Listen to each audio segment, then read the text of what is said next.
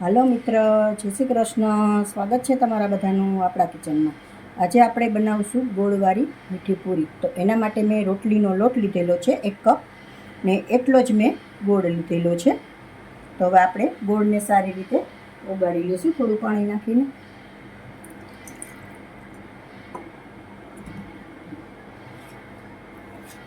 સારી રીતે પાણી નાખીને મિક્સ કરી લેશું. આ રીતે જ ઓગાળવાનો છે, આપણે ગેસ ઉપર નથી ચડાવવાનો. આ રીતે આપણે એકદમ સારી રીતે મિક્સ કરીને ઓગાળી નાખશું ગોળને.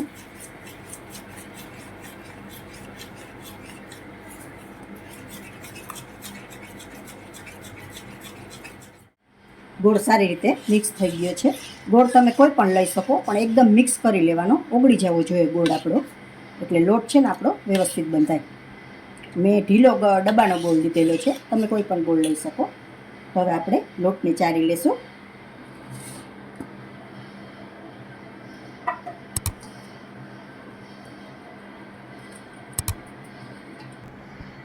લોટ આપણો સારી રીતે ચડાઈ ગયો છે. તો હવે આપણે થોડું થોડું પાણી એડ કરતા જઈશું અને લોટને બાંધી લેશું.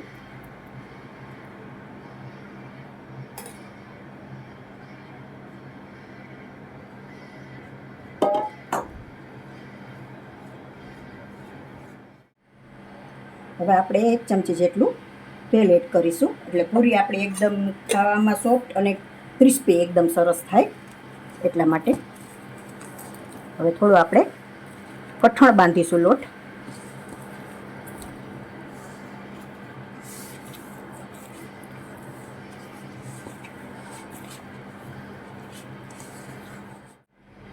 લોટ આપણો સારી રીતે બંધાઈ ગયો છે. જો એટલો કડક જ રાખવાનો, એટલે પૂરી સરસ થાય આપણી.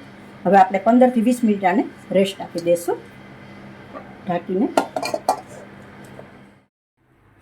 લોટ આપણે હવે જોઈ લઈશું, સારી રીતે સેટ થઈ ગયો છે. હવે આપણે વણી લઈશું પૂરી.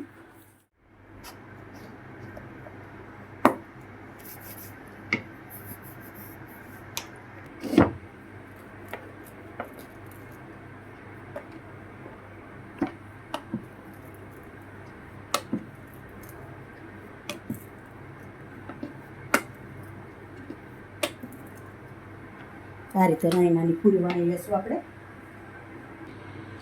કાંટો ચમચીથી આ રીતે આપણે કરી દઈશું, એટલે ફૂલે નહીં, એકદમ સરસ થાય.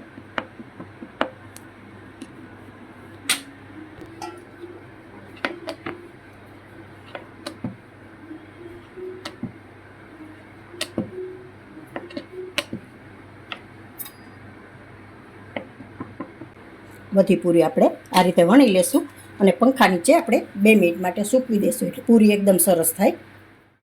પૂરી આપણી તૈયાર છે. 10 મિનિટ મેં રેસ્ટ આપેલો હતો પૂરીને પેપર ઉપર જ. તો હવે પૂરી આપણી સારી રીતે તૈયાર છે. આ સાઈડ આપણે તેલ મૂકી દીધું છે ગરમ થવા. હવે ચેક કરી લઈશું આપણે.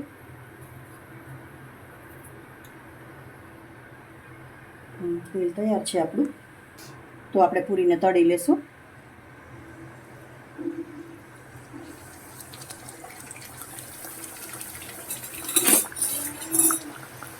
ગેસ આપણો થોડો ધીમો રાખશું.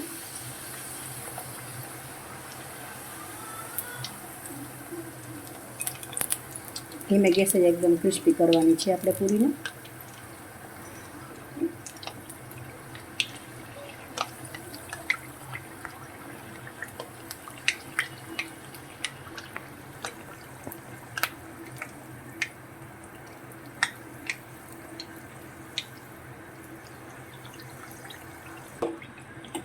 પૂરી આપણી તૈયાર થઈ ગઈ છે. જો આ રીતે આવી રાખવાની છે, બદામી ટાઈપ.